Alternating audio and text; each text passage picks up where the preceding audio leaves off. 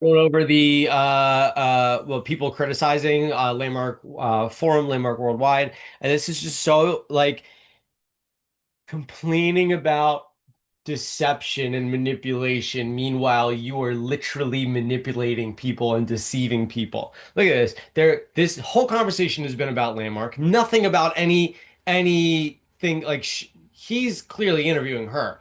And bam, big problems with Landmark Forum cults. Like, this is so deceptive. None of this is true. There are no big problems with the Landmark Forum, and nor is it a cult. So for you to have that on screen the entire, how long is this thing? 2.5 hours. Look, and then so at the bottom you're like a cult expert, a coercive control. So great. So if you think that there's cult-like behavior, coercive control-like behavior, do the forum, do the advanced course, and then let's come have a conversation about that. Please invite me to interview to come on your interview show now. What? You don't even have to do the forum, but at least take the other side of the story here, not just this person's side of the story. Yeah. Including, I used to see financial statements. They don't give them anymore. And I'm out of the ESOP. I got cashed out in 20. So you looked at financial statements. You worked there. You were involved there since the 90s. And all of the 90s and the 2000s and the 2010s went by, and you're looking at all the financial statements, and you're looking at all the financial statements, and nothing is wrong with anything. And now that you're cashed out of the employee uh uh ESOP, I'm not sure exactly what that stands for, but it's stock ownership program. Um, Now you think there's something wrong with the financial statements? They were doing everything with full integrity for 20 years. But now that I'm not involved anymore and I left the organization, I don't know. I'm going to ask a question. Is this a cultbook.com? Meanwhile, in this video, you literally call them a cult at the wisdom seminar level. Absolutely inaccurate in any sense of the word. Um, that you would see, large amounts, 1 million, 2 million in fees. It was our understanding they were the licensing fees for the right to use Great. his ideas. Nothing wrong with making money with integrity. In fact, that's what we're doing. We're putting integrity into every industry, into your industry. Hubbard would do the same. Selling to lots of different. Hubbard would do the same thing. In fact, that's how they lost their tax exemption to start with. See, there you go. Warner's over here created, but with 100 other people at least, created Erhard seminar trainings, and then Landmark Education, and then now Landmark Worldwide. And he's out here winning lawsuits against the government for $250 million. Meanwhile, Scientology is losing their tax exemption status, which maybe they have again. I don't know. Hubbard would go from church to church to church location and just raid bank accounts. Because he.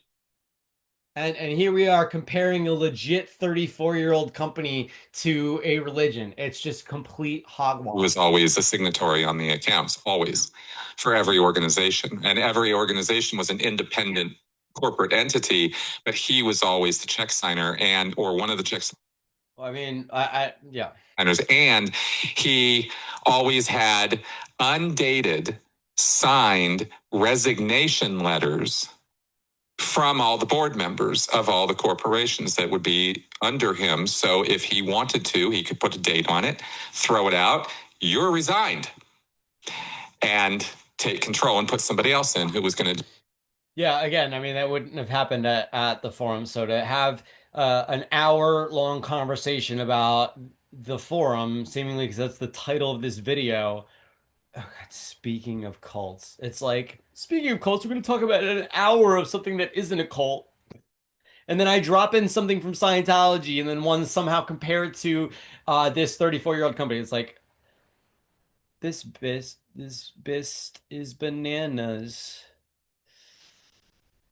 Do what he wanted. And this was how he ran things through the 50s and 60s until he formalized it even harder and realized that there were layers and layers of this.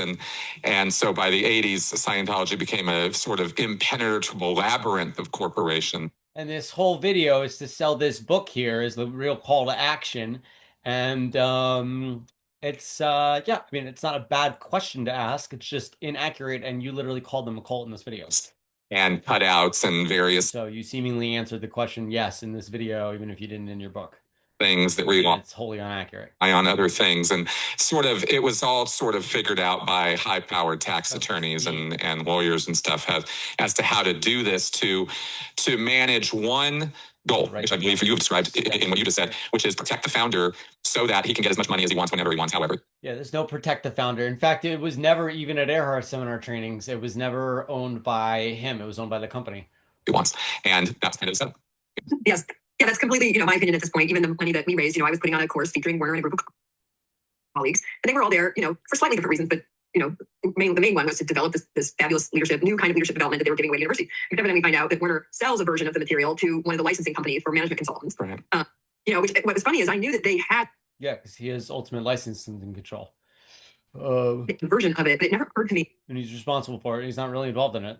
While I was in it, that he would have sold that because he would stand in front of the room all the time and say, "We're receiving no remuneration." Well, that was true for everybody else on the team, but he was making money, of course, because he has a version to this other group that's inside of him, part of Lamb. And then, of course, I'm sure, and then he would have to go train them and how to do it. So I'm sure he got fees for that. Yeah, it's just the business person who's opening up another business with his own proprietary information. And knock wood, you're not teaching anyone this proprietary information without suggesting that they do the Formally Advanced course. It's 10 days for the rest of your life. As well. And then all of his expenses are paid, for our hosting. Part of why we set up the project that I set up was because we needed a way to cover the expenses to develop this body of work. And I was pretty clear about 5 years in that the different people around the table had slightly different, not agendas, but intentions.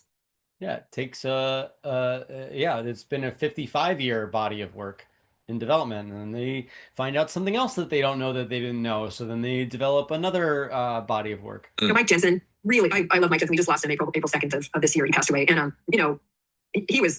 rest in peace, Mike Jensen. We have a bunch of other videos on capitalism and society, putting integrity in the finances, purely positive phenomena. And, wow. Yeah, so Mike Jensen of Harvard Business School worked with Werner for years to develop putting integrity into finance and the media and really every industry. So that's what we're called. He was why I did the project. Why I wasn't particularly enamored with Werner. It was definitely made me a cool kid in the community to be hosting for him, and that felt good. Won't lie. But Mike was really a delight. This well-renowned. Yeah, I mean, she just goes on, and I ask you to be present to what each one of these things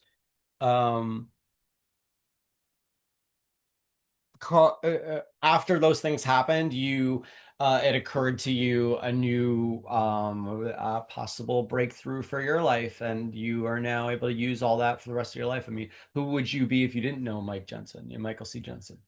Renowned Harvard professor of economics. Werner frequently, if you study his history, you'll see him frequently put himself on the coattails of high-level academics. Bucky Fuller, with the atomic bomb. It's not putting his Bucky Fuller.